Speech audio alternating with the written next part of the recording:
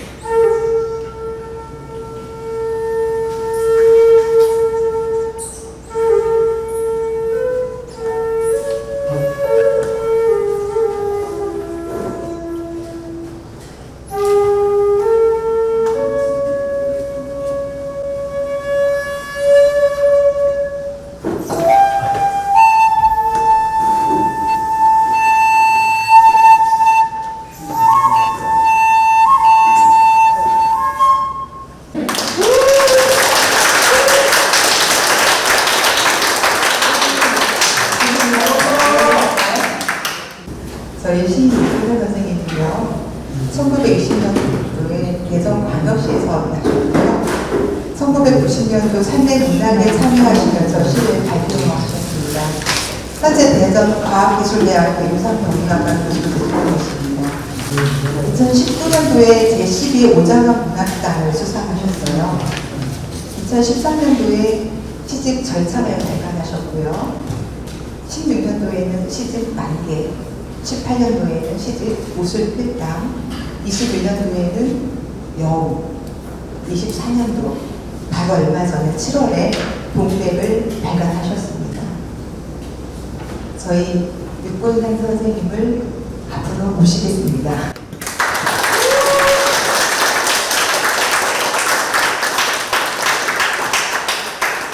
방금 소개받은 그 나이고요. 대대대답입니다. 지금 같이 함께 오신 분들이 좀 소개를 좀 드리자면요. 지금 서울에서 두 분이 오셨어요. 지금 현재 서울대학교 국문과 명예교수님으로 계시는 안상환 교수님 함께 자리했고요. 그리고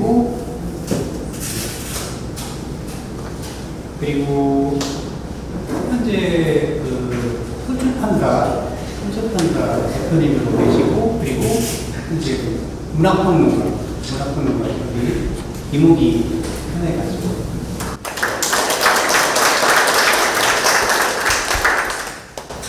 그리고 세종시에서도 두 분이 함께 자리했는데요. 세종시에서 지금 소설을 쓰고 계시는 최강 작가님 같이.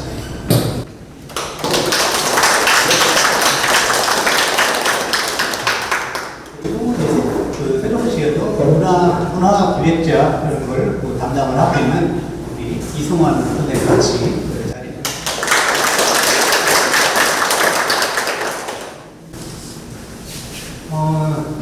저는 지금 우리 원평 집강소의 두 번째입니다. 제가 재작년 초겨울쯤에 한번 이렇게 왔었는데요. 제가 그때요, 뭐 강연이라는 걸 하는 건 아니고요.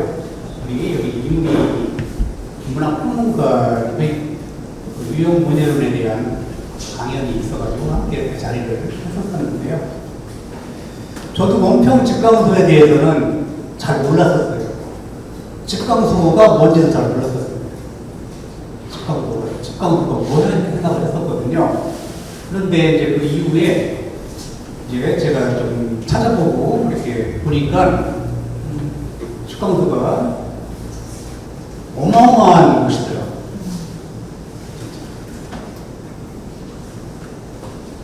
집강을 이렇게 국가에서 하지 않으니까 집강을 두어서 우리가 해야 되겠다 해서 이렇게 하신 그런 위대한 장소인 줄을 제가 몰랐어요. 그 자리에서 제가 이렇게 섰다는 게 감기에 무량합니다. 고맙습니다.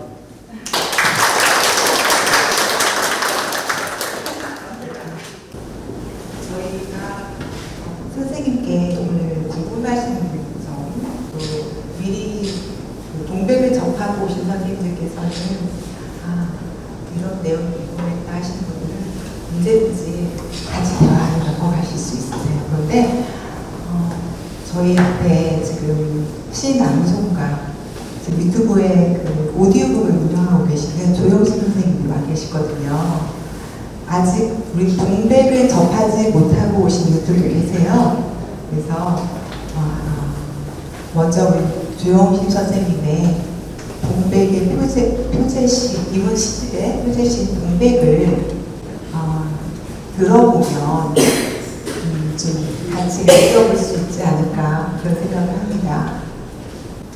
동백 육근상 백가티 누구 오셨슈? 잣나무 가지 흔드는 밤 언 강 건너 우리 아버지 오셨나 보다.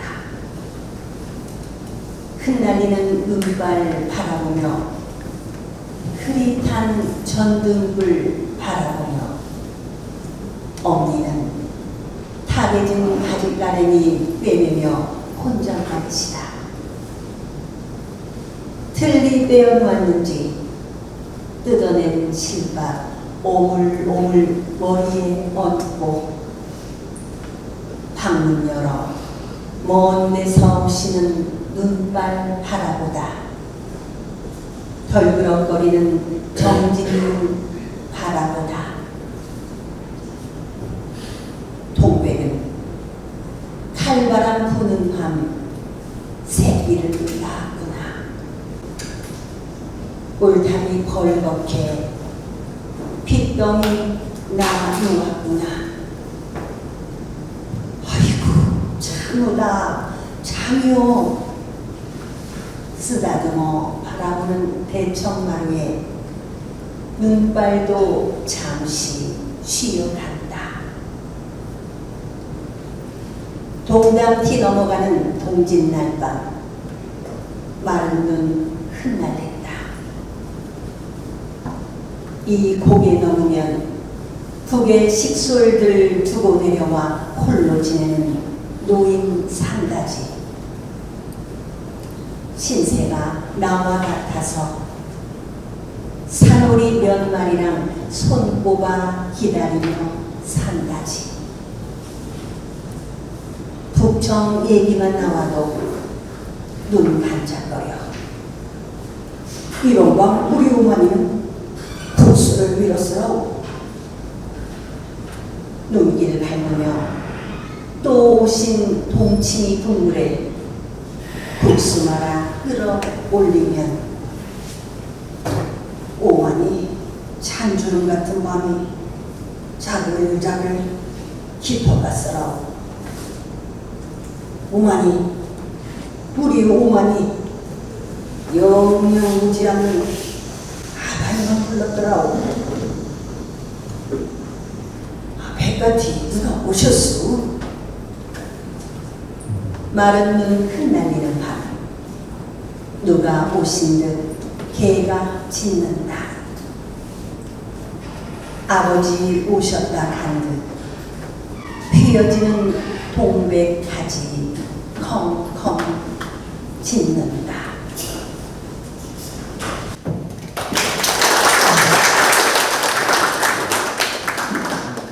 소월 출판사에서 이번에 발간을 했고 우리 분들의 문학 평론가이신 이무기 선생님께서 와주십니다. 여기 제가 두 번째 옵니다. 두 번째. 앞으로 더 자주 올려요.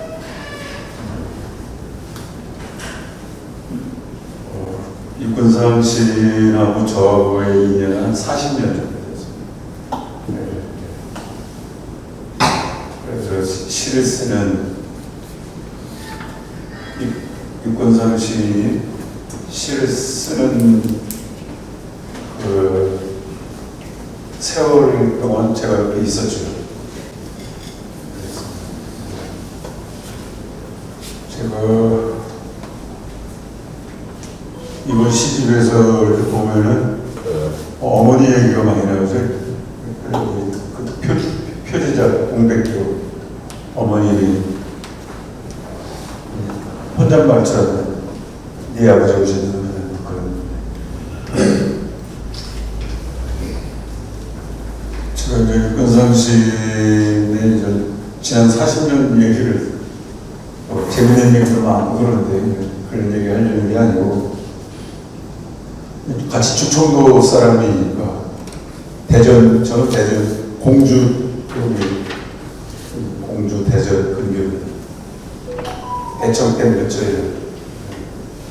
그래서 그 언어 시의 사투리나 방언 충청도 방언하고 사투리는 약간 다른 얘기인데 백가티 같은 경우는 사투리라고 해야 되고 방언이라고 해야 되고 저도 그런 말을 많이 들었어요.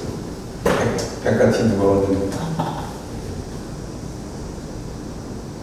근데 제가 드리고 싶은 얘기는 일단 육관상 시인이 굉장히 효자인데, 아주 효자예요. 옆에 칭찬을 좀처럼 제가 안 하는데 아주 효자입니다. 근데 이제 그 효는 뭐 만분의 근본이니까 효를 해야죠, 당연히 하는데, 이 효가 어떻게 시로서 시로는 그 효심이 어떻게 그 효심만으로는 시가 안 되는 거거든요, 사실. 그게 이제 어머니의 마음을 자기 마음하고 통해야 되는데, 어머님의 마음과 내 마음이 통해야 돼. 마음 서로 통해야 되는데, 이번 시집에서는 그 어머님 효심이 아니라 무심이죠, 무심. 어머니 마음을 또 지극하게 그 어머니 마음을 생각하니까 그 어머님의 언어를 나름대로 어머님의 그 언어를 이 시로서 아들은 또 시로서 이것을 이렇게 승화시켰다고 할까? 승화라는 말이 별로 이렇게 좋은 것 같습니다. 않습니다만 그런, 그래서 우리 시사에서는 굉장히 희귀한 겁니다. 아주 희귀합니다. 여러분들이 이제 근데 그게 충청도 사투리를 쓰면서도 그 육군상시는 어머님의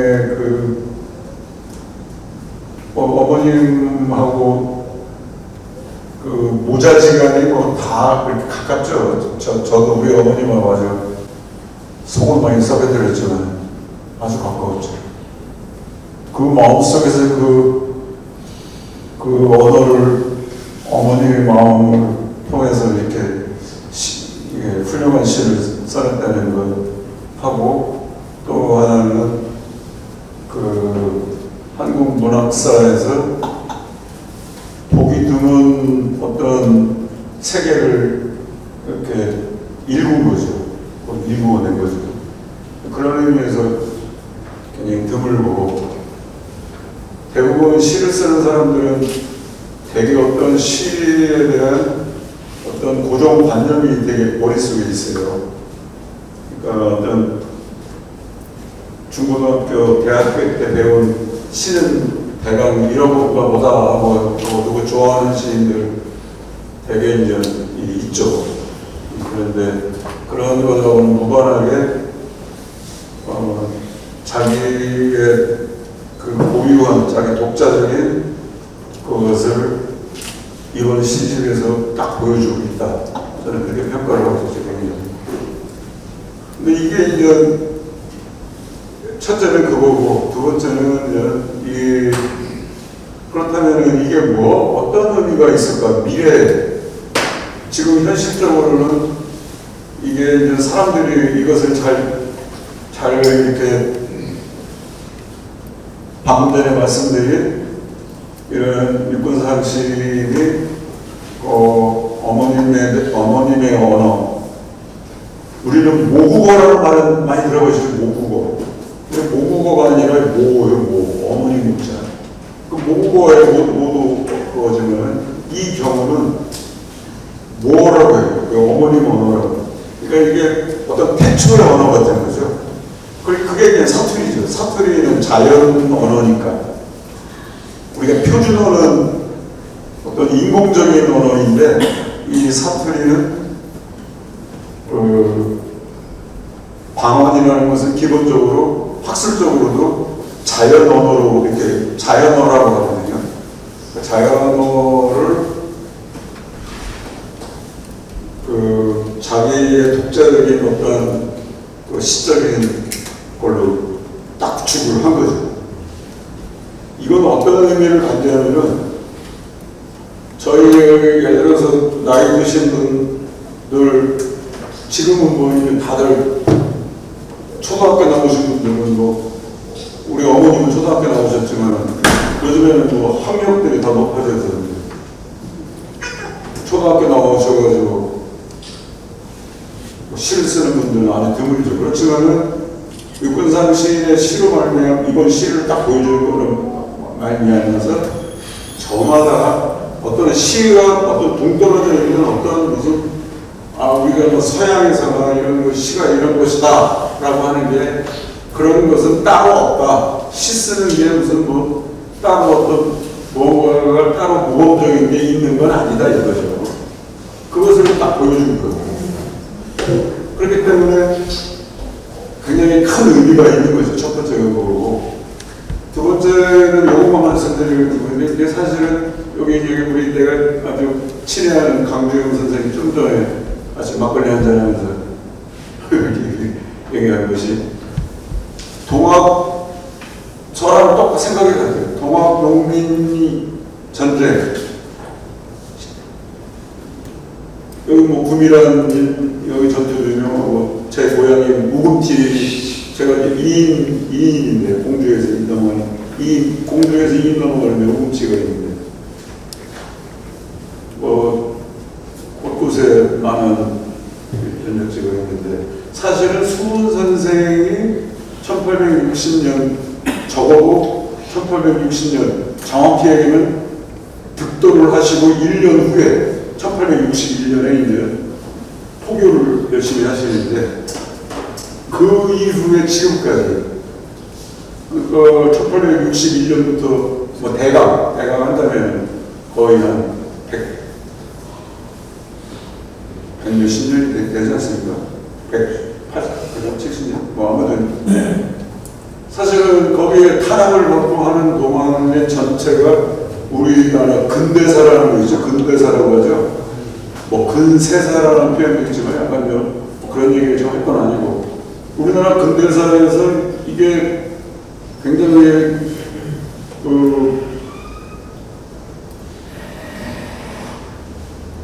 쉽게 말하면 혁명적이에요. 그것이 지금도 이어진다고 봅니다. 지금까지. 그러니까 뭐 정치, 뭐 모든 면에서 이 문학도 마찬가지라는 거죠. 이게 서양의 제국주의가 일본이 서양을 본떠가지고 어마어마한 우리 동학군들 많은 사람들을 학살을 하고 그랬는데 그건 다르고 뭐 제가 뭐 여러분도 다 아시는 거예요. 그런데 적어도 문학의 분야에서 놓고 본다면 지금도 이 동학의 어떤 정신적인 그런 운동, 동학의 어떤 그 높은 대의 그런 뜻이 아직도 이게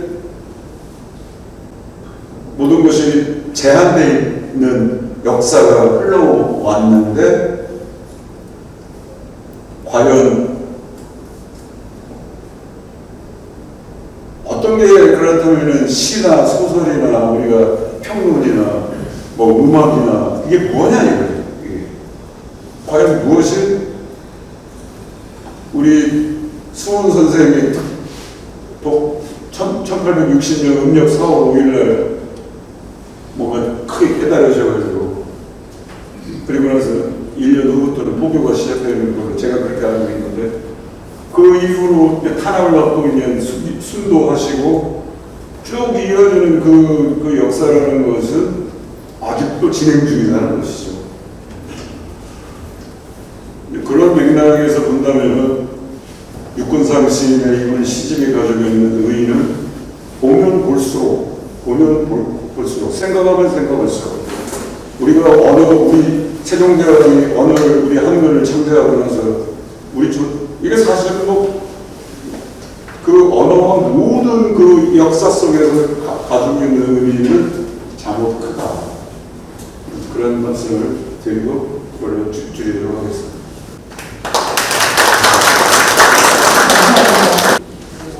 시집의 동백이 굉장히 특별한 것 같아요. 표제시로서 선생님께 어떤 의미가 있는 것 같아서 여쭙고 싶었어요. 동백이 선생님께는 어떤 시인지 궁금했습니다. 이번에 5번째 시집이 되는 거거든요. 동백이라는 이 시집이. 그런데 제목에 있어가지고 고민을 사실 많이 했었습니다. 전체적으로 있는 총체적인 표지 제목이 될 수 있는 것은 무엇이 좋을까 이렇게 좀 생각을 좀 많이 했었죠. 근데 이제 여기 큰 주제로 이렇게 보면 아까도 말씀드린 부분이 있지만은 어머님에 대한 그리움이라든지 이제 그런 부분. 이 어머님이 지금도 여기 이제요. 어머님이 많이 와 계신데 어머님이 38년생이신데 38년생인데 2019년도에 돌아가셨습니다. 그리고 이제 그 이후에 요라는 시집에서 어머님에 대한 부분을 많이 이렇게 썼었고요. 그리고 이제 이 동백 역시도 어머님에 관한 내용이 이렇게 많이 있는 그 내용인데, 근본적인 부분은 제가 이제 시를 써나가면서 근본이었던 부분은 자제 연언이거든요. 자제 연언. 원시 만물과 자제 연언이거든요. 그러니까 원래 이거. 그리고 시라든지 이제 그런 부분에 있어서도 요즘에 뭐 시인들 많이 계시고 그런데 이름만 바꾸면 다 누구의 시든 이렇게 될 수 있는 시들이 많이 있어가지고 저는 독특한 있는 그대로의 시를 좀 해봐야 되겠다. 그렇게 해서 이제 이렇게 전체적으로 이렇게 만들어졌는데요. 1, 2, 3, 4부로 이렇게 나눴습니다. 1, 2, 3, 4부로 나누면서 이 전체적인 1, 2, 3, 4부를 아우를 수 있는 시가 저는 이제 동백이 바탕할 것 같다. 그렇게 해서 동백이라고 표제를 삼았습니다. 강지영 선생님, 통화 소리가 다 들립니다. 저기 우리 선생님 가서 말씀 좀 해주시겠어요? 제가 여러분들께 우리 육군생 선생님 소개하는 걸 놔드리면서 이 동백 시집에 첫 시인의 말이 있어요. 그래서 그걸 아마 여러분께 같이 놔드렸을 거예요. 근데 보시면서 이렇게 문장에 템이 바뀌지 않고 마침표도 없고 뭔가 이상하다고 느끼실 거예요. 제가 그런데 일부러 뭘 잘못했나 느끼실 텐데 읽어보셨죠? 근데 저는 이걸 보면서 일선에서 물러난 후 제가 사실 고기를 안 쓰면 잘 안 보여서요. 근데 오랜만에 땅개, 개타래기, 빼갱이, 움직개이, 흰지개이, 산바람, 봄바람 소환하여 판을 벌였다. 함께해준 동물에게 고마움을 전한다. 근데 저는 처음에 인사말, 시인의 인사말을 보고 굉장히 놀랍고 감동적이었어요. 왜냐하면 우리가 항상 배우기를 맞춤표가 중요하고 이렇게 뭔가 행을 바꿀 때 이렇게 하진 않거든요. 뭔가 우리 선생님께서 의도하신 게 있으신 것 같고 또 여기에서 이 동무들이랑 모든 천지 자연을 말씀하시는 것 같기도 하고요. 그래서 굉장히 저는 이 첫 페이지부터 마음이 굉장히 뭐라 그럴까 감동적이었거든요. 네. 지금 시인의 말에 제가 이제 포함을 한 부분인데요. 문장 구호죠, 그죠? 쉼표, 느낌표, 물음표 이제 이런 부분들을 말씀을 하신 내용인데 제가 1집부터 5집까지 내면서 문장 구호는 아예 사용하지 않고 있습니다. 제 나름대로의 어떤 고집이라는 고집, 또 문장 구호를 굉장히 또 중요하게 생각을 하시는 분들도 있어요. 창작을 하시는 분들 중에. 그런데 저는 시의 지금 여기 아까 표제시로 나온 동백 같은 경우에도 굉장히 좀 건조할 수가 있거든요. 백가티 두고 오셨쇼 이렇게 하면은 이게 혼잣말인지 아니면은 백가티 두고 오셨쇼 이렇게 하면 또 이제 어떤 궁금한 사항을 물어보는 그런 분들이 있을 수 있고, 그래서 이제 읽는 독자분들에 따라서 언제든지 상상을 할 수 있게 하는 것이 좋을 것 같다. 그래서 아예 문장 구호는 사용하지 않고 있습니다.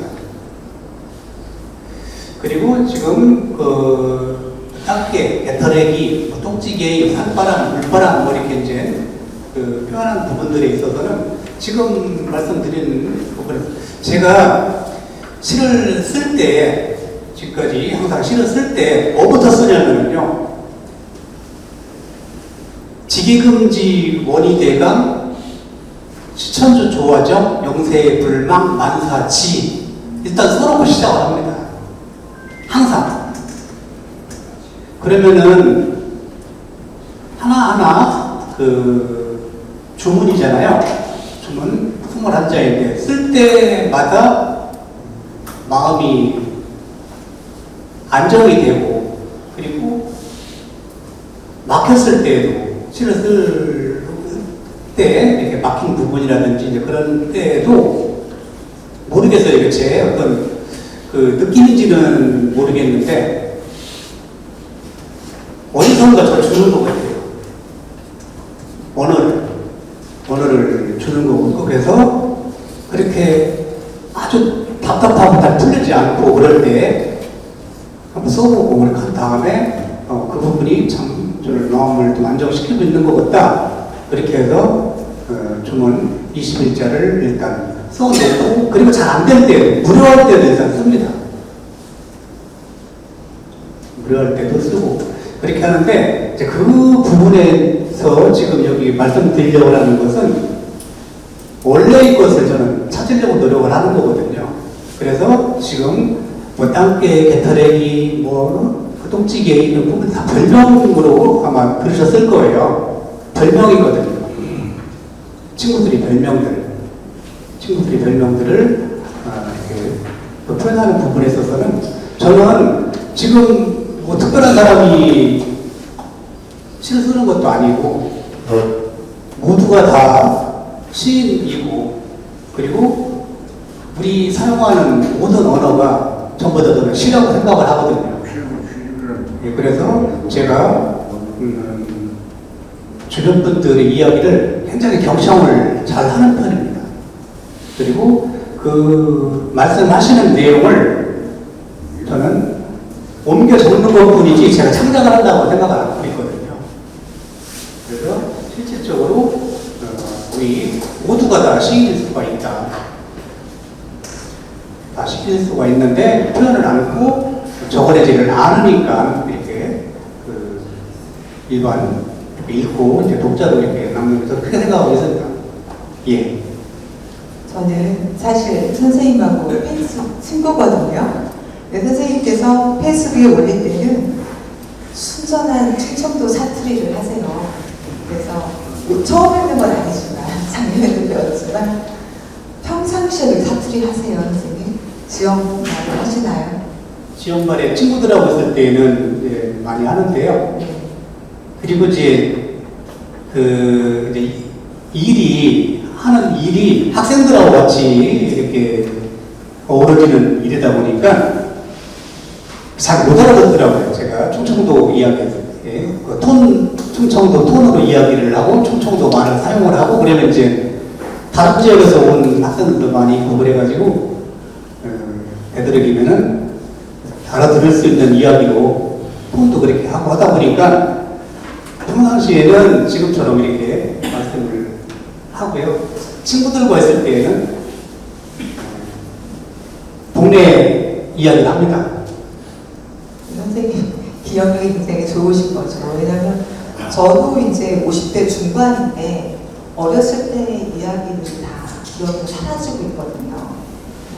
저희 동네 말도 잊혀지고, 그런데 선생님의 그 시들을 보면 어쩌면 그날 밤에 아주 어렸을 때 그 밤 기운들, 바람, 그림자, 그 하나하나 그 시어들이 뭘로 표현할 수 없지만 어쩜 그렇게 그 당시의 그 기억들을 그렇게 소환해낼 수 있을까, 리얼하게 지금 바로 일어나고 있는 일처럼 굉장히 감성적이시구나. 그런데 임산동약과 교수님이시더라고요. 저 사실 잘 몰랐어요. 그래서 놀라웠어요. 저는 원래 이과 계통이 아니라서 그렇지. 선생님 그러면 학교 다니실 때는 문예 활동 하셨어요? 하지 않았습니다. 아, 예. 그러면 어떻게 여기 인연이 되신 거예요? 상자 활동. 저는 처음에 이제 그 시라는 것을 우리 고등학교 때 이렇게 접하고 하잖아요. 그렇게 하면서 시를 좀 수업을 이렇게 써봤었어요. 그렇게 이렇게 그 주변에 그 시 쓰는 사람들과 이렇게 어울리다 보니까 이제 시를 저는 시 인전들 모르고 그냥 썼는데 시다 이게 그렇게 해서 이제 쓰면서 거의 그 직장 다닐 때쯤 그때쯤에 제가 굉장히 결정적인 분을 만나게 돼요. 지금 여기에 앉아 계신데 우리 이무기 문학평론가님을 제가 그때 이제 만나게 됩니다. 만나게 되면서 제가 어떤 그 문학 관련 학과를 나온 것도 아니고 문예 활동도 해본 적도 없고 그렇게 하면서 저는 그 당시에 이무기 그러면은 대한민국 최고의 문학평론가 시를 가장 잘 볼 수 있는 문학평론가다 이렇게 알고 있었거든요. 그렇게 해서 우리 그 이무기 문학평론가님하고 같이 이제 그때부터 인연이 돼서 거의 직장생활을 하면서도 근무하면서도 휴대폰 전화 아니면 일반 전화로 거의 길게는 근무하다 말고 2시간 정도 통화한 적도 있어요. 네, 그렇게 하면서 이제 시에 관한 시인이 무엇이고 도대체 시인은 어떠한 자세로 살아야 되고 또 시는 어떠한 시를 써야 되는 거고 이제 그런 부분에 있어가지고 제가 계속 지금까지도 같이 공부를 하고 그리고 이렇게 얘기를 나누고 이제 그런 분이죠. 그렇게 하면서 이렇게 지금 동백이라는 시집까지 이렇게 그런 상황이 된 겁니다.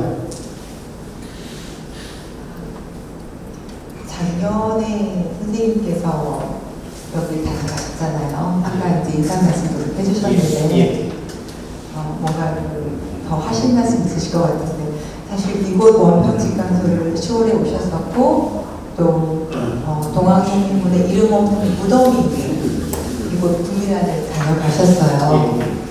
그리고 나서 쓰신 시가 정막입니다. 그때 그 시를 쓰시면서 저는 蔡 선생님께서 그 시를 먼저 문자로 보내주셨잖아요. 제가 어떤 답도 안 해드렸던 것 같아요. 그 올림이 제가 차마 감이 그냥 뭐 좋아요, 고맙습니다, 어떻게 드릴 수조차도 없었어요. 선생님께서 어떻게 생각하실지 모르겠지만 왜 회심도 없을까 생각하셨을 텐데 감히 어떤 답을 드릴 수가 없었어요. 그때 그 소회가 좀 듣고 싶어요. 제가 작년이죠. 재작년인가요? 작년. 예. 그때 가을 거제가 다 끝나고 조금 좀 추울 때였었습니다. 좀 추워가지고 여기서 우리가 이제 행사를 하고 숙소를 우리 선생님께서 봄이란 마을회관을 안내를 해주셨어요. 그래서 거기서 이제 이렇게 잠을 자고 이제 이렇게 했는데요. 그리고 이제 그 다음날 뒷산. 저는 뭐 모르죠. 여기가 김제라는 사실 동학 그러면은 저희 학교 다닐 때에 저희는 그랬어요. 저희 여기 김제라든지 정읍이라든지 이쪽은 동학이 어떤 굉장히 많이 일어났던 부분이어가지고 좀 의미는 다르구나 이렇게 좀 생각을 했는데 좀 내륙 쪽으로 더 들어가면은 충청도라든지 이제 그런 쪽으로 가 물론 뭐 공주 쪽으로 가면은 동학 농민 혁명군들이 몰살을 당하고 막 이제 그런 경우도 물론 많이 있지만은 저희들 학교 다니고 그래서 동학 이야기 잘 못했었거든요. 동학 이야기 하면 학교에서 선생님들도 이상하게 보고 별로 좋지 않게 그리고 교과서라든지 그런 데서도 동학을 짤막하게만 설명을 하고 그리고 동학 이야기를 이렇게 하면 큰일 날 것처럼 이렇게 배웠거든요. 이제 그렇게 하면서 거의 동학에 사실 동학이라는 부분이 지금 이렇게 이야기가 되고 외부로 이렇게 소설이라는 부분도 이렇게 또 쓰시는 우리 안가만님도 계시지만은 그 바이마리에서 무슨 일이라는 그 소설이 동학과 관련된 그런 소설이고 그런데 동학이 이렇게 표면적으로 나타나는 게 사실 몇 년 안 되거든요. 사실 몇 년 안 되니까 제가 들은 거는 거의 감춰져 있고 아는 사람만 이렇게 알고 그런 부분이었었는데 여기 와서도 저는 잘 몰랐었어요. 여기 있다고. 근데 하룻밤 동네라는 마을에 가서 자고 그 다음날 동네 뒷산에서 어떤 행사를 할 때 그 산풀이라고 하나요? 예, 그걸 하고 지금 치고 이렇게 하시는 것을 보면서 이야기를 들었는데 진짜 깜짝 놀랐습니다. 진짜 굉장히 깜짝 놀랐어요. 진짜 김제는 위대한 땅이다 여기는 그런 생각이 들었습니다. 그리고 거기에서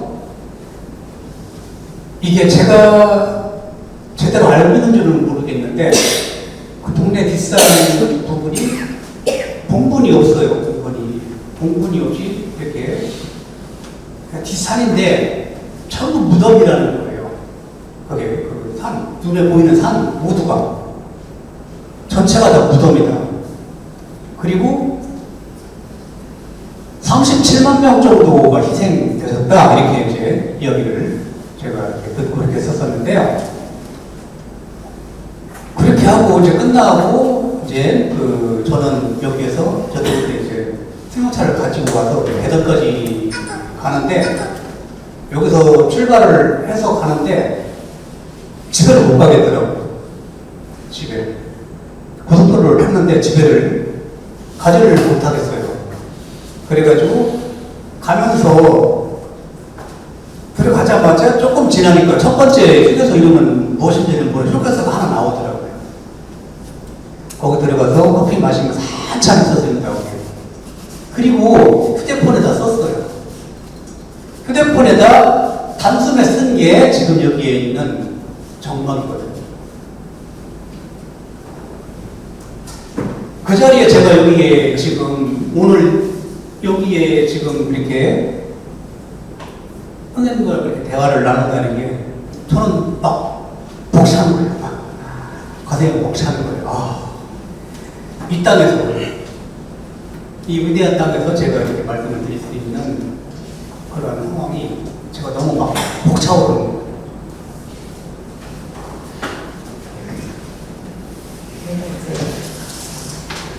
정보를 여러분께 한번 들려드리고 싶어요. 그 전에 약간의 정보를 수정해 드리겠습니다. 37만 명이 아니고요. 광군의 기록에, 순부선모진록 광군 기록에 37명으로 나오고요. 그리고 이제 조선인으로 30만 명이 동아선군혁명 당시에 희생했습니다. 비공식적인 기록은 있지만, 그런데 그 37명이 정령 37명일 것이냐, 동아선군 후기 전투에 충북대 신영문 교수님께서 이런 말씀을 해주셨습니다. 동학농민혁명 후기로 갈수록 일본군들의 그 기록이 은폐되고 조작된다는 거예요. 왜냐하면 너무 많은 조선인들을 희생시켰잖아요. 그걸 다 기록할 수가 없는 거예요. 국제 여론이나 그런 걸 의식하면. 그래서 37명의 기록은 이렇게 나오거든요. 광군 체험하기, 목을 베거나 칼로 죽인 자가 37명이라는 광군의 기록만 있을 뿐이지 일본 측의 기록이 없어요. 그런데 그 부밀한 전투에서 동학국민군이 6,000명의 부대가 싸웠습니다. 6,000명 정도예요. 그런데 그 구전에 보면 어르신들이 정말 3대가 쓰러지듯이 하얀, 예전에 그 군복이 사실 민복 자체였거든요. 문명복 하얀 옷, 아니 황토물을 들였거나 이렇게 흙이 묻었거나 그냥 머리 숙은 하얀 옷, 그 뿌연 연기 속에 그냥 다 쓰러졌대요. 그러니까 그 산 전체가 부밀한 무덤인 건 맞습니다. 맞는데 광군의 기록만 있을 뿐이라서 아마 그보다 많은 숫자가, 그래서 지금 저희가 부밀한 전투지는 정봉준 장군 부대의 마지막 최후 항전지라고 말씀을 드려요. 그러면 태인 전투도 있었지 않냐 하지만 태인 전투는 저희가 모든 전열 군대가 다 갖춘 상태에서의 마지막 항전지고 전투지고, 태인 전투는 그 전열이 흩어진 상태에서 치러진 전투라고 봅니다. 그래서 그런 곳에 의미가 있고, 선생님께서 말씀하셨듯이 어쩌면 분단은 온 산이 다 묻어버려요. 제가 어렸을 때 저희 아버지 때는 그 산에서 탄환을 주어서 생활을 못하기도 했고, 그걸 녹여서 저울추도 만들었고 생활을 못했습니다만, 저희는 발을 밟히는 게 뼈다귀였어요. 그게 인골이라는 생각은 해본 적이 없습니다. 누구도 얘기해주지 않았고, 우리는 그 뼈다귀를 주어서 돌을 갈면 저희가 원하는 장난감처럼 칼 모양도 나오고 그래서 가지고 일하거든요. 근데 저희가 기념사업을 하면서 고고학을 전공하시고 그런 분들이 오시더니 여기는 유골을 발굴하거나 무덤을 시도를 해도 아무것도 안 나올 거래요. 이미 다 지층이 흔들려서 다 빠져나갔을 거라고요. 그러면서 제가 그때 충격이 큰 거예요. 어렸을 때 가지고 놀았던 동물의 뼈라고 생각했던, 저희는 태어나면서 늘 눈에 밟혔기 때문에 무서운 줄 몰랐던 거예요. 너무 흔해서 돌조각처럼 돌멩이처럼 너무 무료하고 민망하고 죄송했던 그런 충격이 있어요. 그래서 선생님께서도 저처럼 그 선이라는 기운, 엄숙하고도 그 기운을 느끼셨기에 그런 시가 쓰이지 않았을까. 그래서 조영신 선생님 한 번 더 그 정말 한번 읽어주시겠어요? 정말 육근상 동학교도 살았다는 부밀한 마을에 와서 젊은 아낙이 내놓은 눈 머리 고기에 닭배기 한 잔 한다. 바람 불 때마다 한 움큼씩 빠지는 나뭇잎이 살풀이 춤으로 한바탕 신명나다 기진한 장구채로 돌아가자. 마당 한쪽 자리 내어 늙어간 감명가 다 내어주고 나처럼 쓸쓸하다. 저쪽 보이는 산 아래 평평한 네가 장터였어라.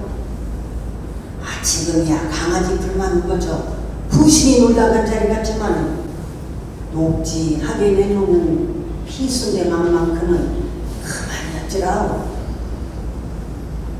한아름 장작 끌어안고 부엌 들어가 아궁이 앞에 골똘한 장정 지압이 듯하다.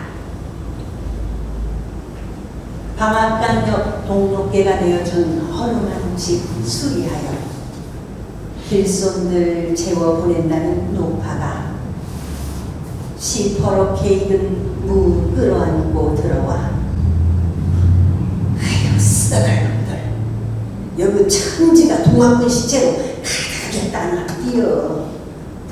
나 동네 개새끼들이 팔뚝 물고 댕기고 까마귀들이 깍깍 지저대면서 삭신을 뜯어먹고 그러는데 이쪽으로 볼 수 없은 게 여기다 먹고 저쪽 난맹이에다가 먹고 이쪽 난맹이에다가 따먹고 동네 산이 죄다 동학군 무덤이라나티요. 내가 어릴 적 발길로 차고 놀던 것이 동학군 몇 답은 줄 어찌게 알겠소. 아휴 침이 나온단다. 입술 꼭 깨물어 울면 사귀는데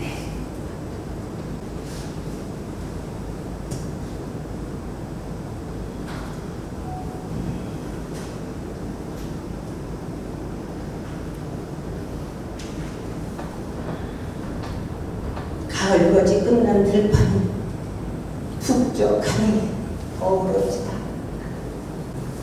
마루타 올려둔 물그릇에 반쯤 배운 달덩어리로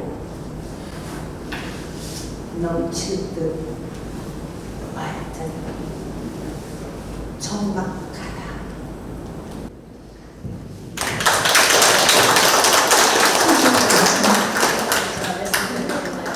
제가 오디오 유튜브에서 타오르는 강, 문순태 작가님의 타오르는 강을 연재하고 있는데 하필 지금 동학군에 관계되는 내용이 있습니다.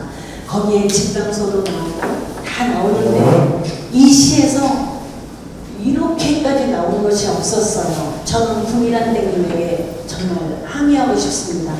지난 겨울 제가 찾아왔을 때 왜 저에게는 구미란에 가서 한밤을 재워주지 않았습니까? 왜 안시인, 육시인에게만 하룻밤을 재워드려서 이런 시를 낳게 했습니까? 저는 3권의 시집을 낸 시인입니다. 너무하십니다.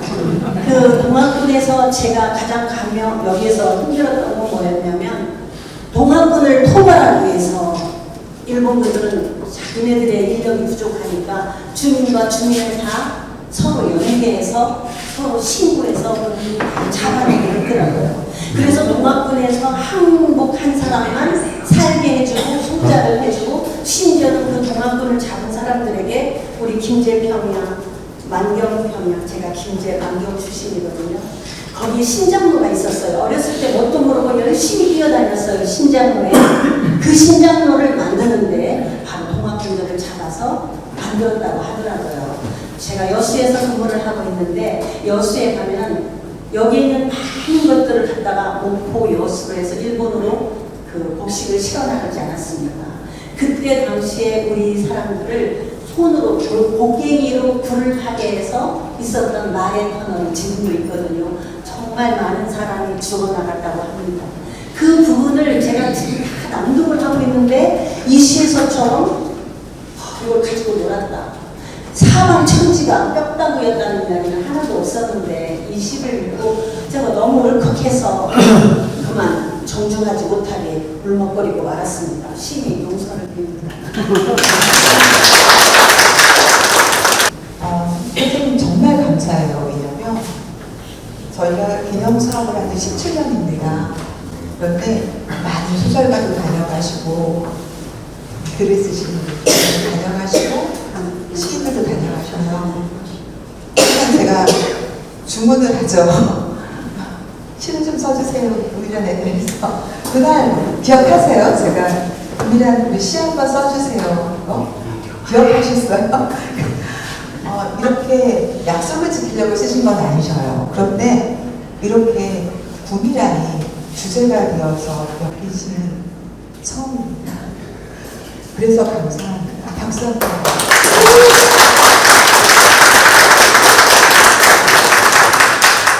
우리 문화가 주는 힘, 예술이 주는 힘, 창작이 주는 힘이며 어떤 역사 상교보다 더 강합니다.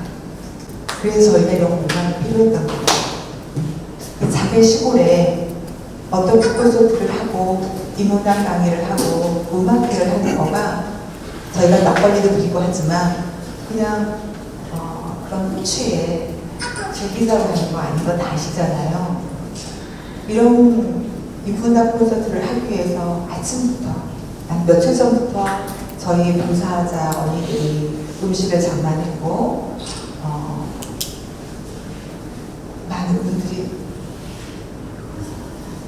함께 하시는 굉장히 소박한 행사처럼 보이지만 어느 집값을 잔치 정말 보이지 않는 많은 분들이 함께 해주셔서 이렇게 이어갑니다. 이런 과정에서 굉장히 귀하신 분들이 이렇게 한 분 한 분 오시잖아요. 이 인연들이 얼마나 소중하고 감사한지 몰라요. 안상범 교수님 영국에서 오신 지 얼마 안 되셔서 여독도 오프셨는데 귀엽고 KTX 타고 열차 타고 오셨어요. 네, 대전에서 오셨는데 우리 선생님이 또 나중에 나가셔서 모시고 왔습니다. 여기까지. 그런 거 보면 이 공간의 소중함을 더 느끼는 거죠. 공간이 없었더라면 이런 일도 공부할 수가 없었고 이렇게 귀한 선생님을 모실 수도 없었고 정막이라는 시가 탄생했다는 것도 여러분께 알려드릴 수 없었을 거예요. 제가 이제 어떻게 진행해야 될지를 까먹었어요. 선생님. 제가 아까 우리 대금 선생님, 최김춘 선생님 제가 다른 주문을 한번 할게요. 대금 말고요. 대금 우리 끝나고 들을 수 있으니까 제가 아까 시 한 편 보내드렸던 짧은 거 제가 왜 즉흥적으로 우리 선생님의 시를 선생님께 보내드렸냐면요. 선생님 고향이 어디시죠? 이리 오셔요. 이리 나오셔요. 영광을 드리세요. 우리 이쁜 선생님 곁에 서실 수 있는 그 시 한번 읽어주시죠. 그냥 평상시 말투가 그냥 네 충청도입니다. 저는 그 전라도 오리지널 그 뮤직을 한번 나가보지 않고 산 전라도 이미실 출신입니다. 근데 충청도 불어보면 엄청 느리거든요. 네, 한번 그거 읽어주셔요. 모든 것이 제가 빠른 것이 있습니다. 어떻게 또 제가 이렇게 또 글까지 또 이렇게 시까지 잠시가 늦어 읽으라고 그 회가 안 될지 모르겠습니다. 어쩌자고 꽃은 피는가, 어쩌자고 옥이 다 드러내놓고 엄니는 피는가. 눈물동화나 겨울에 오그리고 앉아 훌쩍거려 모서리가 꼬질꼬질해진 이불기처럼 날개 펼치면 엄니 빼다박아 항상 입술이 파란 시국은 어쩌자고 입술을 샀는지 익은 열무 김치에서는 엄니 냄새가 나는지.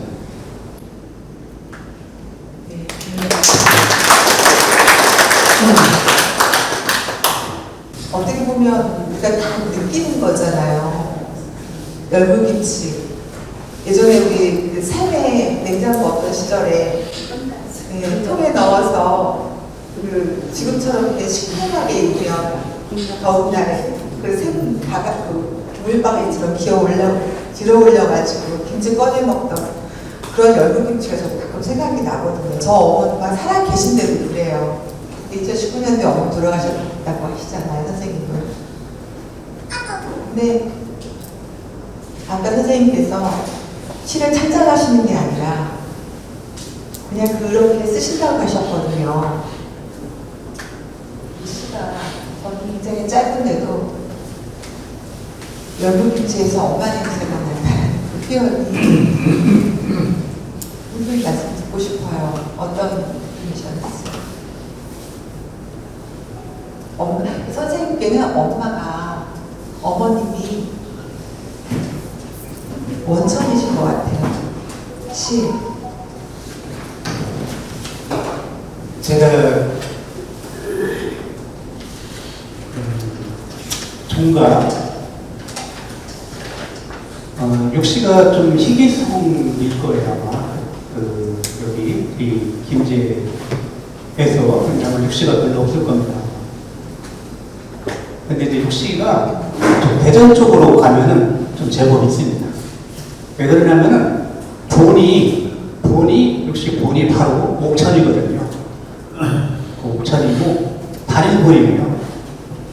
단일본이고 이제 그렇게 하다 보니까 그 옥천하고 인접한 대전까지 이제 옥천은 좀 많고, 그 중에 이제 제가 총각 외아들이에요. 총각 외아들인데 우리 어머님들 여기 다 계시지만, 물론 여기에 앉아 계신 분도 아마 외아들 두고 계시는 분도 계시죠. 아니, 외아들이 아니고 또 장남이더라도 그 어머님들에는 그 문화가 있거든요. 외아들, 장남 없으면 안 돼요. 없으면 큰일 나요. 그리고 정보예요. 특히 외아들은 정보예요. 어머님도 국민학교밖에 이렇게 나오시지 않고 그러셨는데요. 제가 정보였었습니다. 저건 뭘 닮아서 저지랄해 하는 소리를 들으면서도 제가 정보였었습니다. 그렇게 하면서 저를 성장을 하고 그렇게 하면서 그 젊은 날 한참 밖에서 활동하고 그럴 때는 잘 몰랐었어요. 그리고 별로 또 그렇게 좋아하지도 않았었고 막 꼬질꼬질하게 식었어요. 그런데 제가 철이 들면서 엄마가 전부라는 걸 그때부터 이제 저도 이제 인식을 했죠. 인식을 하고, 그리고 심장 쪽이 좋지는 않아서 그래서 이제 여기서도 쑥 이야기를 한 게 항상 입술이 뽀얗다고 그랬는데 심장이 좋지 않은 분들이 입술이 항상 뽀얗잖아요. 그렇게 해서 이제 심장 때문에 쓰러져서 뇌졸중으로 와서 한쪽을 거의 못 쓰고 계시면서 저 처음엔 82세 되던 해에 세상을 아직 하셨는데요. 그때에도 저밖에 몰랐어요. 가실 때. 그런데 지금 저희들 잘할 때는 냉장고가 없었잖아요. 냉장고라는 것이 없었고 거의 그 깊은 우물속 거기에 단지째 집어넣고 끌어올려서 거의 다 식어가지고 먹지도 못할 정도의 식은 열무김치 같은 것을 상으로 내놓고. 근데 그 냄새가 가면 갈수록 더 짙어지고 생각이 나는 겁니다. 그러니까 계시지 않으니까 그런 데밖에 안 나요. 코끝이 찡하면 그 냄새가 나요. 그래서 이렇게 열무의 그 시큼한 냄새를 표현을 그런 식입니다. 어쩌면 제 옆에 다 공감하는 선생님 혹시 이 돌백에서 특별히 이 토제씨 말고요, 특별히 더 애정이 가고 애틋하거나 더 그런 거 있잖아. 네. 다섯 손가락보다 더 아픈 손가락이 있듯이 어떤 시간 이 안에 있을까 그런 시간. 지금 여기에 보면은 해나무팅이라고 하는 시가 있습니다. 해나무팅이가 제 시골 동네 동네 이름인데요. 저희 집이 살던 그 위치. 동네 이름은 가래울인데 동네 안에서도 위치가 이제 있는데 충청도 사투리로 오무팅이, 아래무팅이, 해나무팅이, 뭐 전나무팅이 이제 이렇게 용어를 붙여서 사용하던 데가 있었습니다. 그 중에서 이제 저희 집 이야기를 한 해나무팅이라는 시가 있는데요. 그게 해나무팅이가 이제 어머님 보내드리고 제가 늦은 밤에, 아주 늦은 밤에 가서 아궁이 앞에 앉아가지고 이제 공불처럼 이렇게 좀 혼자 저렇게 좀 떼고 앉아 있는데 그런 어떤 여러 가지 옛날 생각들이 이렇게 나가지고 이제 적어본 건데요. 그 시가 저는 조금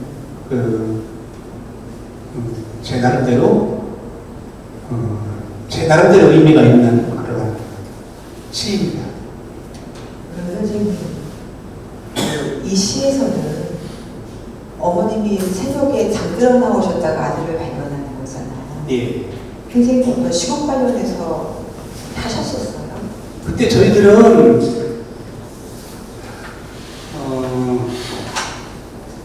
80년대에 대학을 다녔던 시절이잖아요. 80년대 그때는 연일 대모였었잖아요. 학생운동하고 쫓겨다니고 체육탄도 쫓겨나고 그럴 때. 그럴 때에 어떤 큰 시국구다 보면 아니었었는데 도망 다니는 그런 부분이 있었죠. 그래서 그 부분을 좀. 그러니까 이 시를 모르시는 분들께 제가 이런 구절이 나와요. 새벽밥 준비하던 언니 투벅이 들고 잠들어 나왔다. 아들아 어쩐 일이야. 얼른 들어가자. 아니다 정직가 들어가. 주먹밥 쥐어주면 잡히면 안 된다. 언니는 안쓰럽도 아는 게 혼다고 이 넘어가보라. 지그새 새한바위들 그런 딸인 건가.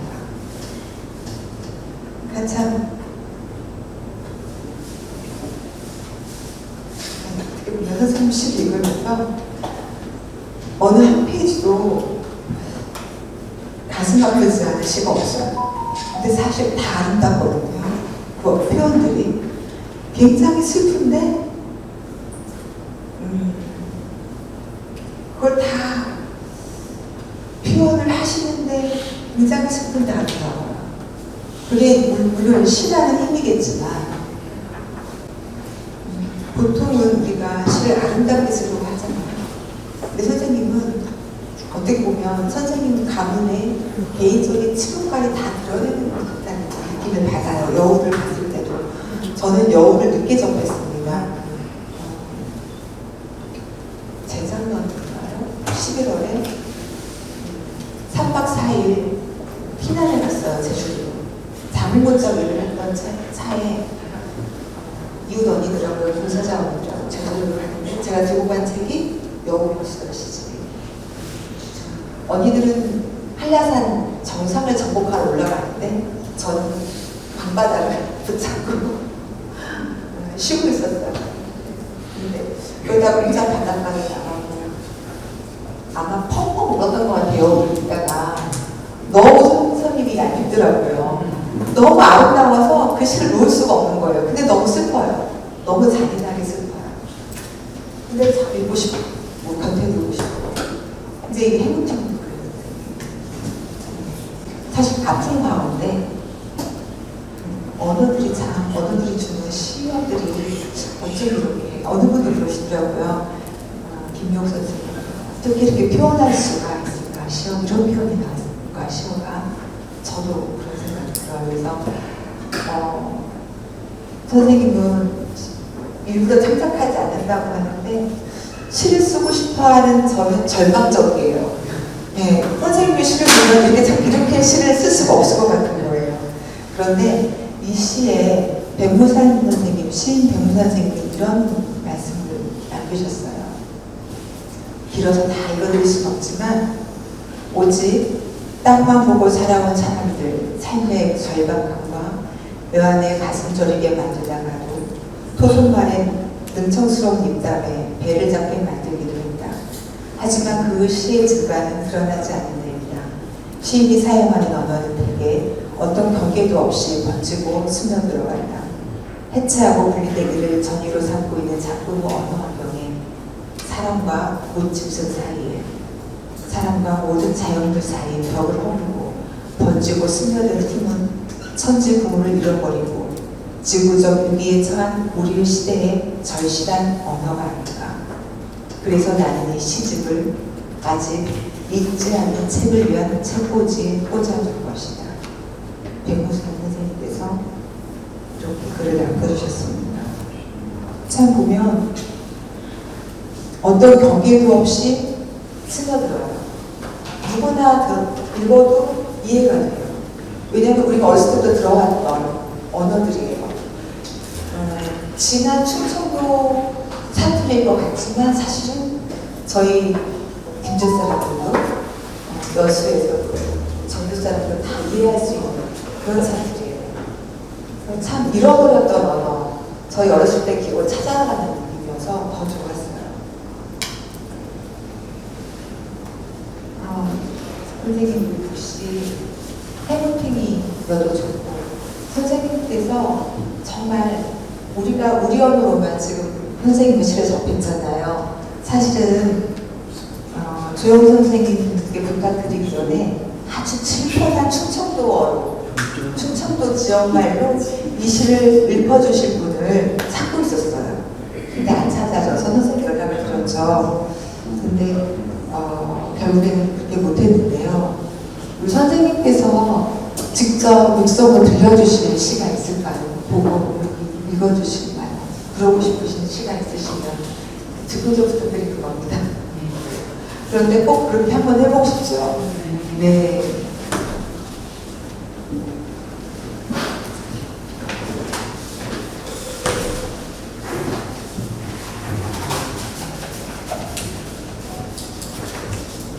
저는 시를 시간 딱 딱딱하잖아요. 그리고 독자분들이 대체로 시를 딱딱하니까 딱딱하고 그러니까 좀 회피하는 그런 부분도 있고 그러다 보니까 그 시 읽는 독자층도 많이 좀 이렇게 요즘에는 좀 많이 없고 그렇다 보니까 좀 이상한 시들이 대수세로 이렇게 이제 등장을 하고 막 그러거든요.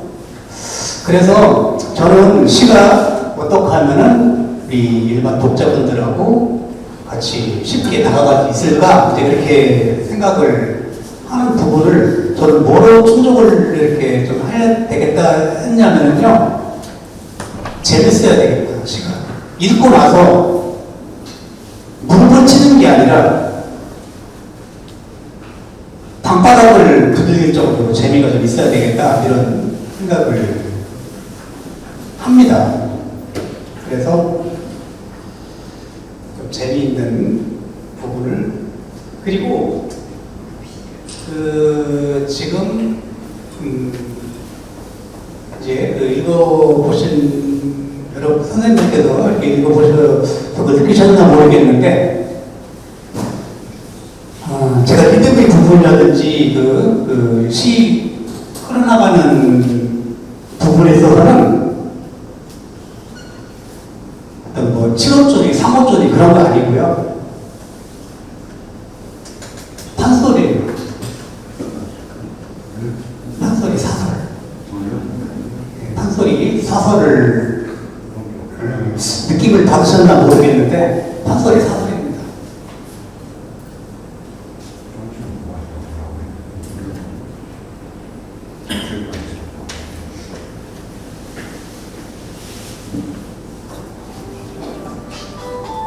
동백 시집의 42쪽에 보면은 30살이라고 하는 시가 있습니다. 30살. 제가 60년생이니까 지금 64시죠. 60이 훨씬 넘어서 30살을 생각을 하면서 30살을 끌어와서 30살이라는 것을 하나의 좀 인위적인 부분으로 해서 이렇게 좀 적응을 30살 도망친 지 30해도 넘은 30살 자보다 대충 끌어앉혀놓고 혼증을 내는 뒤 손바닥으로 마룻바닥 두드리며 눈 부라리는 뒤 주둥이는 대빨 나와서 하네 아래로 훑어보다 이라는 말로 나도 얘기 좀 합시다. 사는 게 뭐예요? 장계도 못 가가 시커면서 집구석 꼬락서리 하고는 내 기왕 제풀었으니 사람답게 모양 좀 내어주려는 게 가서 종이랑 연필 좀 가져오시오. 이놈 깨우리나 싶어. 어디 도망가지 말고 꼼짝말고 있거라. 빼다지 열어 연필 챙기고 잡기장 뜯어 펼쳐주니 당하실 물빛 같은 꼬랑지를 한 껌 한 마리 그려놓고 궁뎅이 탁 쳐보라 하여 이런 봐라. 그렇게 바라보는 툭 하고 치니 에헤이 탁 하고 치라 그 말이야. 탁 소리나게 힘껏 치니 꺼봉 돈깨짝 떨어지기에 어따 이놈 봐라. 이 썩은 좀 봐라. 그러면 내 이참에 장기나 좀 가야 쓰겄다. 잡기장 통째로 던져주니 쭉 찢어 펼쳐놓고 사람이 머리에 가채 얹고 옷주름이랑 노리개 두 손으로 매만지며 고민 깊은 듯 긴 목에 가냘픈 얼굴 살짝 죽해서 여인네 하나 그려놓고 들어왔네. 어흥 나오시오 해보라 하여 나오시오 하니 에헤 어흥이 빨싸 다시 한번 해보시오. 쓱을 는 목참 가다듬어 어흥 나오시오 하니 미끄러질 듯 조심 나와 큰절 올리고 곁에 앉길래 이놈아 어찌 하나만 그리는 것이냐 하나 더 그리거라 하니 안된다. 펄쩍 뛰어 잡기장이랑 연필 뺏으려 달려드는 뒤 뒤돌아앉아 마랑필 그려 올라타고 안장에 여인네도 올려 태우고 돈깨짝 쓰다듬으면서 이보시오 이 말 어떠소? 단숨에 천리를 내빼는 붉은 말인데 궁둥이 한번 쫙 하고 쳐보시오 하여 말 궁뎅이를 있는 힘껏 쫙 하고 내려치니 이히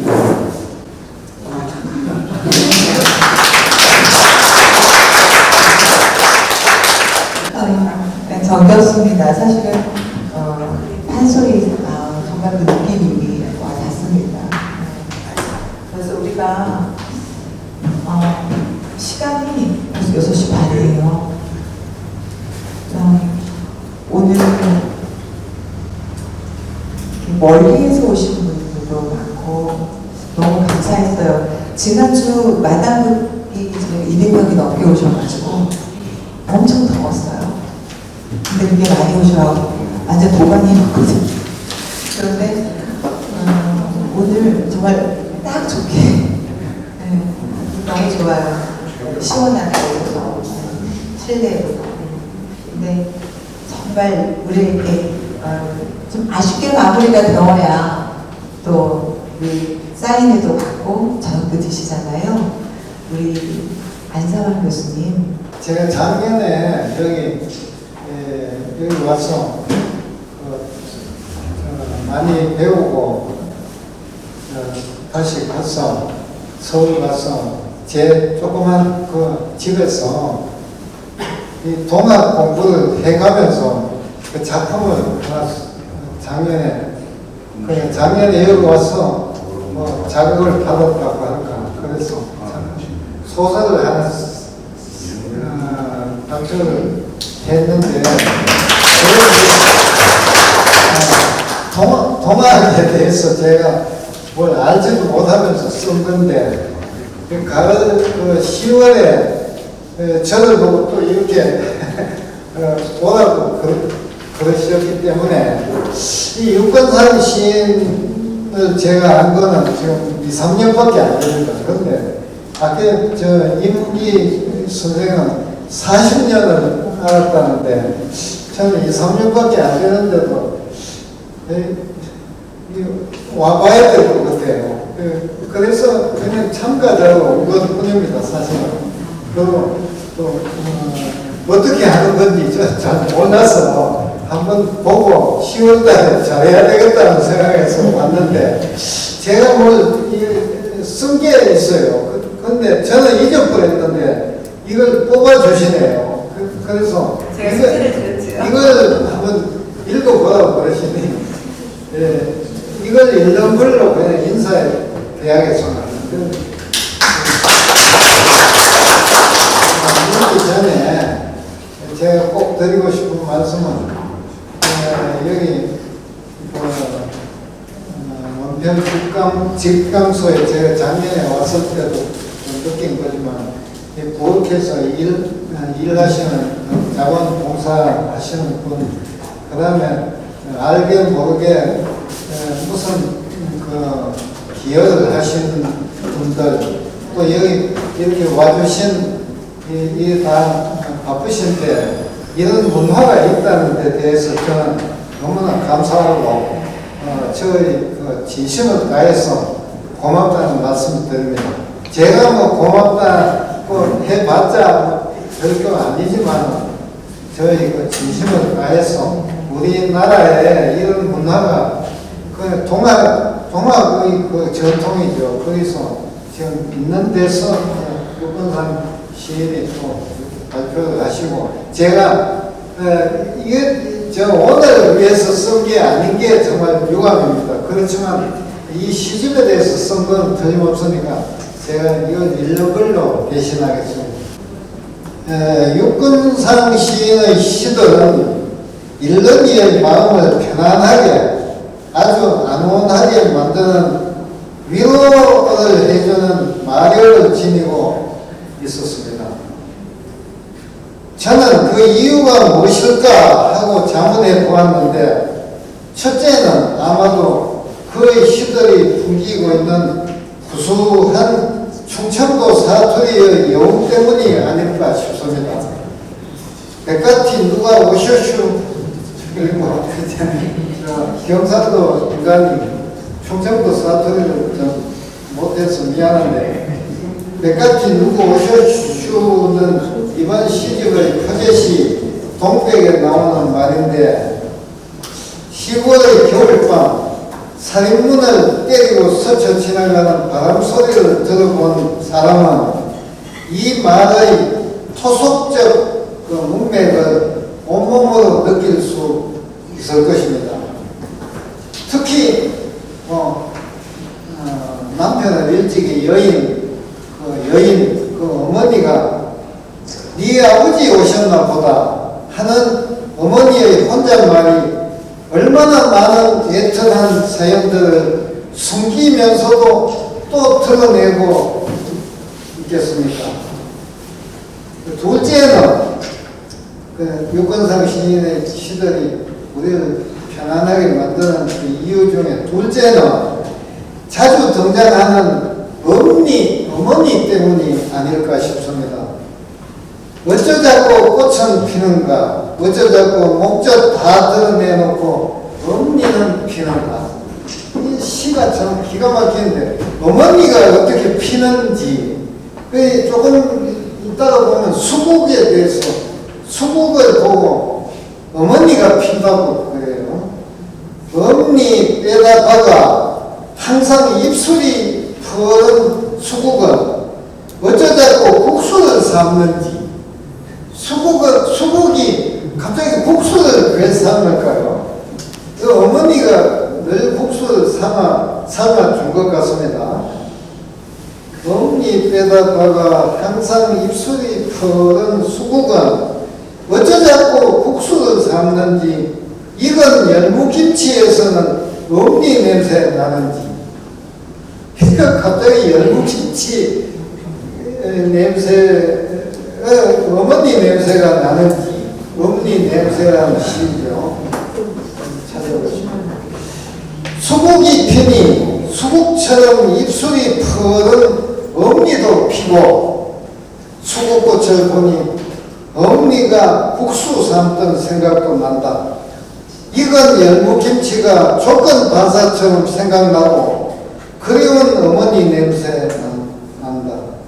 누구나 쉽게 감정이입이 되는 절창의 사무곡이 아니겠습니까?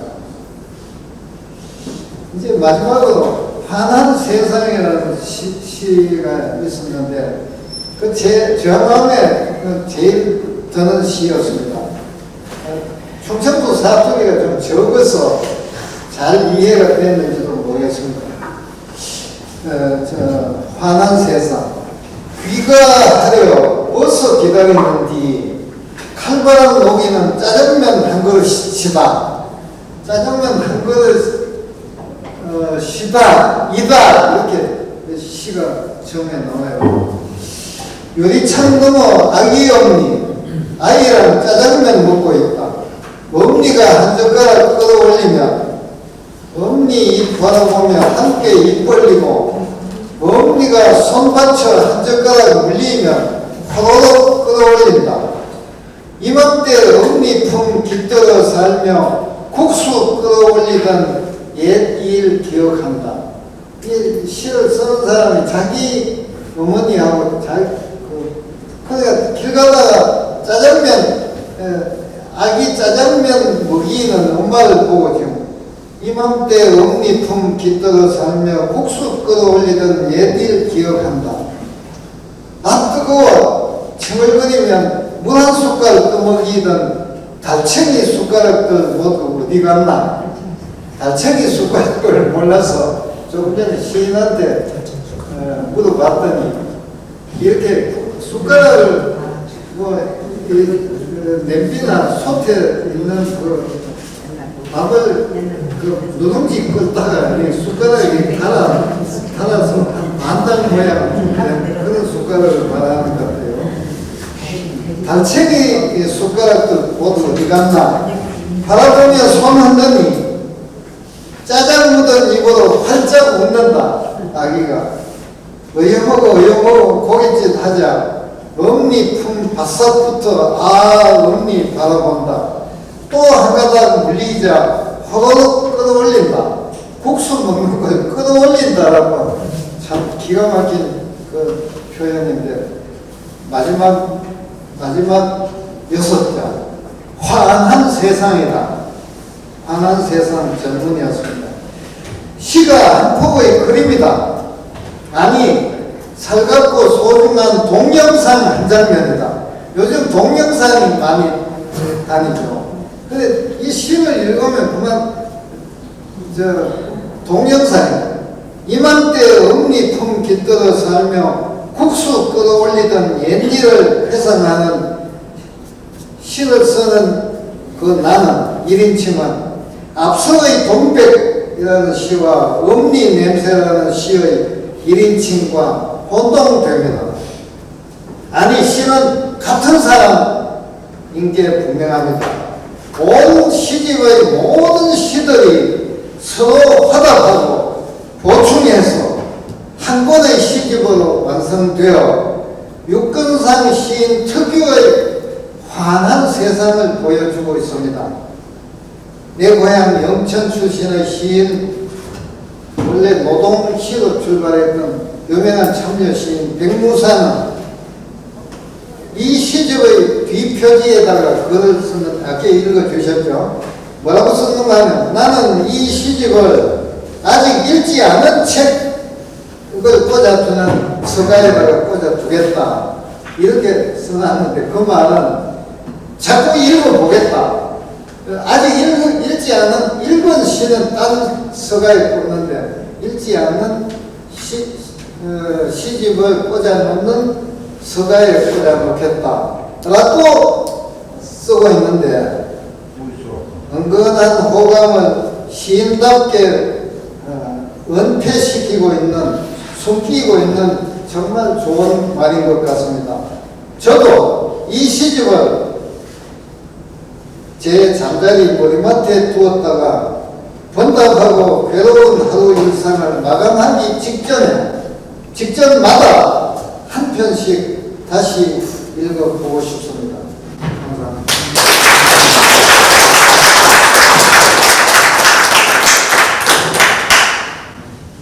교수님 감사합니다.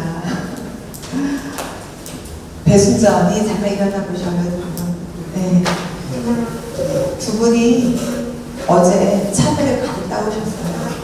오늘 피해 선생님 오시면 같이 먹으라고 제가 사진 보내드렸거든요, 선생님께. 그래서 누구신지 궁금하신 것 같아요.